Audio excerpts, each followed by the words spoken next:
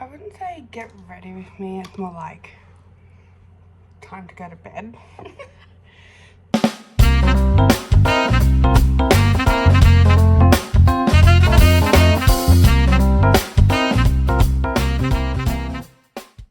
So I am basically doing my nightly skin routine, which I'm still getting used to. A bunch of my routine stuff's been put away, so that's not great. So we're going to go off the products that are inside my fridge. I'm hoping that I will be able to have an okay face tomorrow. I've never used this product, so that's kind of something new. I might have to put my glasses back on after I put this back on. Yeah, so get ready with me while I put my night skin routine on. Okay, so as I was saying in a video that I had recorded about organising my makeup and stuff, which I should be sharing that soon hopefully, I had stated in there that we are moving to Canberra soon, so that's good, which is pretty awesome. So that's gonna be a big move. Obviously we're in New South Wales at the moment, and so moving from like New South Wales to Canberra, like it's not a huge drive, but it's still a lot to take on, especially because we've also got a 4-year-old as well to take in that move. So yeah, it's pretty exciting because it's a fresh start and it's a new start for us. Yeah. So with my face routine tonight, I use 3 different products in the shower. They're all Nivea. And one is kind of a bit like an exfoliator. One is like a deep cleanse, and another one to prevent pimples from growing. So I use all 3 of those to prevent any outbreaks happening. Obviously I had grown up with really bad acne, and it was something that I struggled a lot as a teenager to fix, so I thought I would just cover it with makeup. Obviously that's where my makeup kind of came from, was to hide things. So obviously growing up I was told to hide scars, I was told to hide marks on your face and birthmarks. But as you grow up and you get older, you really just don't care, especially when you become a mum. I don't leave this on for too long just because I don't like having anything near my eyes. Obviously I have vision impairment, so I have a genetic disorder called Usher syndrome, type 2A, which means I have hearing and vision impairment, which is obviously my disability. I also cannot see at night time, which is crazy. And it's also the reason why just people racing. We get that a lot here. So we do, sorry, just give me a second. I don't like to multitask because I do have ADHD, so that's like a big can't do. So it looks like they're both kind of the same thing, just one has collagen and one has niacinamide. So I'll probably just put these ones on at the end, maybe. Maybe. We do have the face creams here, so I might just put a little bit of each on, and then I'll put the drops on first and then I'll put the creams on after. So first I'll probably put the Glow Getter on, It says to put 4 to 5 drops, but I'll probably put less because I'm putting a little bit of each on. Yeah, so I've lost my train of thought and I cannot remember for the life of me what I was talking about.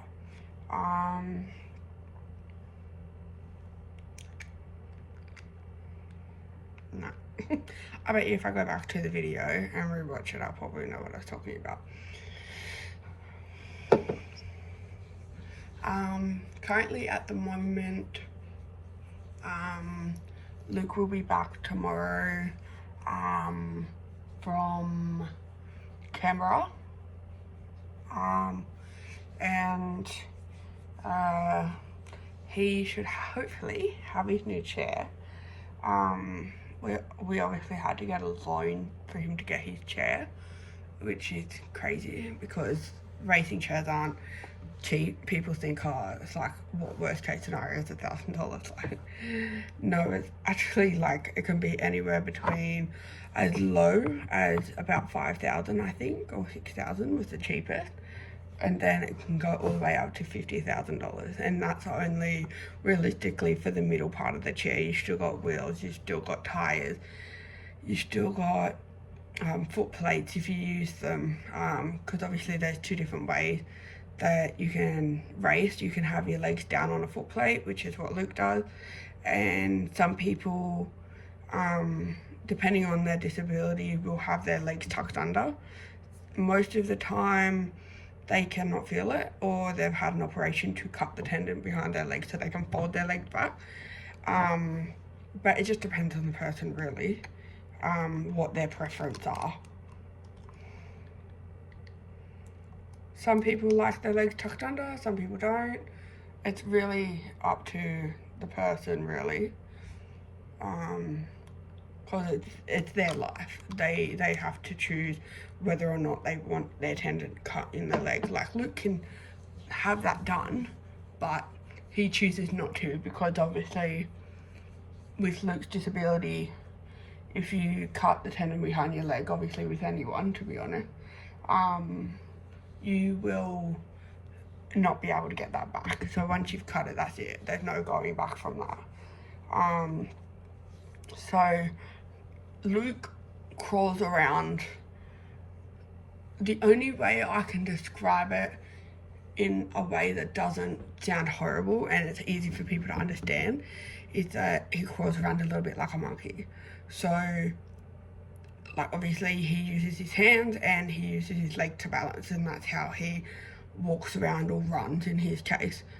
So yeah, it's interesting when you see how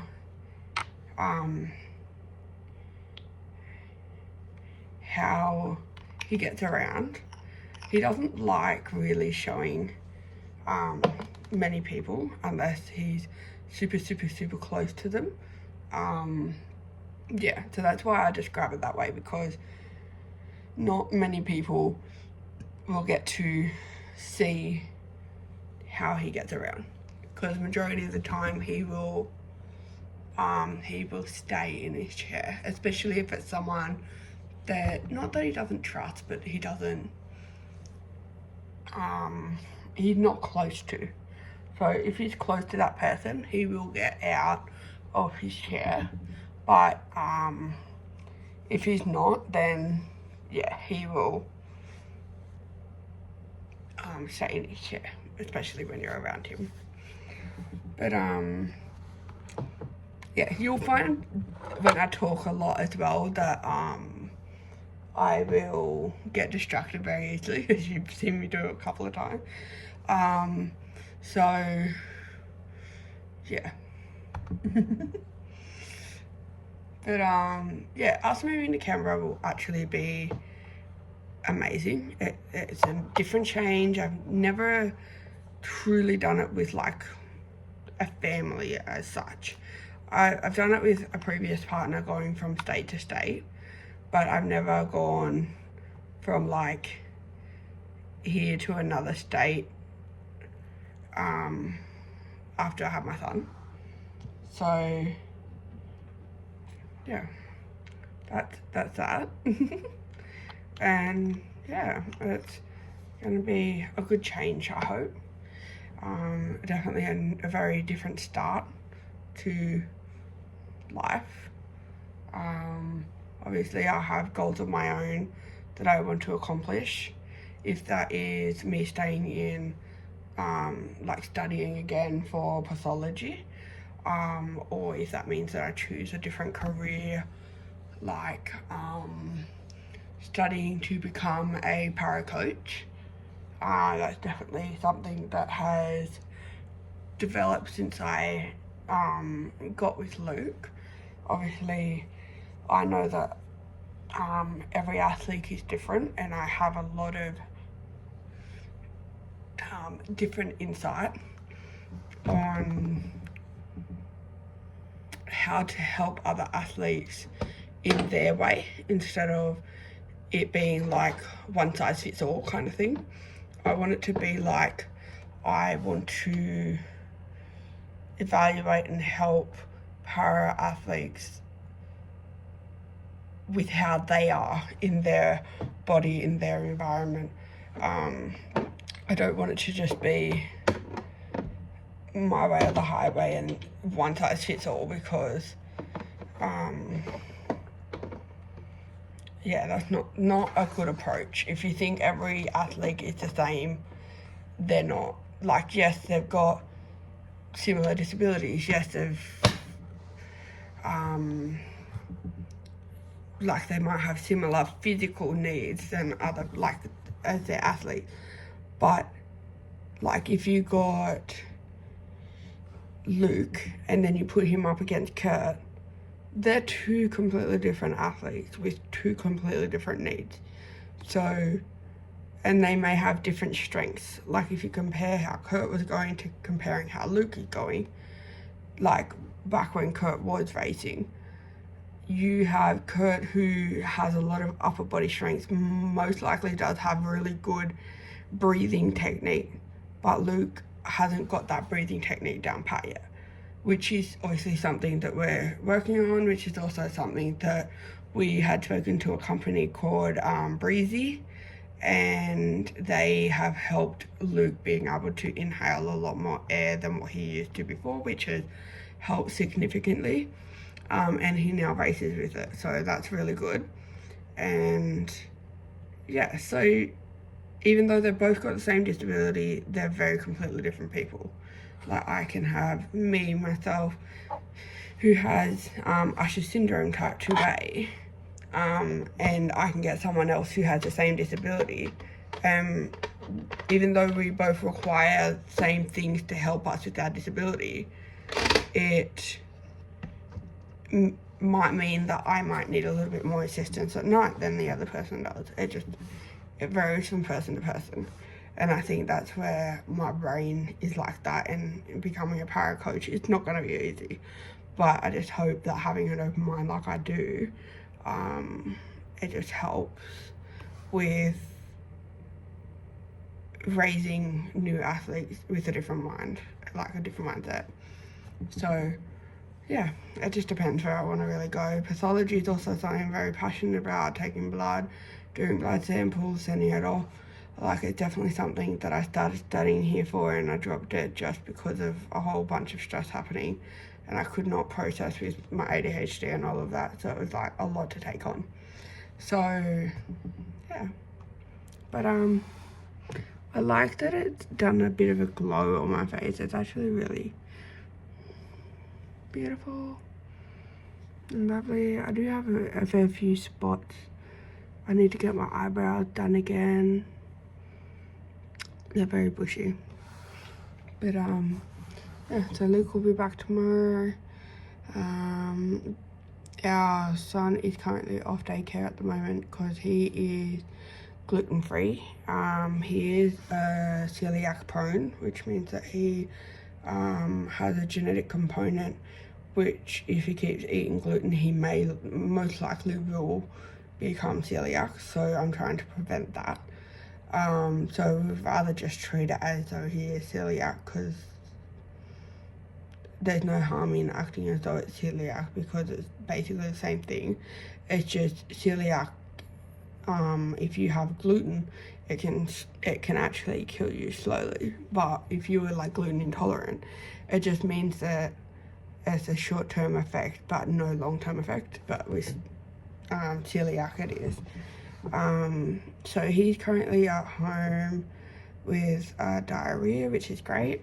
I had to get Luke's mom to babysit him today, and I have to now have work off tomorrow because I have no one to look after him. So yeah, and hopefully I can work on Friday. That would be great if I can work on Friday. But yeah, we'll do some videos tomorrow, just showing our life. We just want to open it up a bit more for people to see that one, life isn't just simply as easy for someone with a disability, but it's also, we can have a great life. We can live a life like people without a disability can. It just means that we've got limitations, but we just need guidance on those limitations. It doesn't mean that we don't want to live. It doesn't mean that we need to be feeling less than. It just means that life is a bit different and it's not the same as when someone with a disability than when someone with no disability.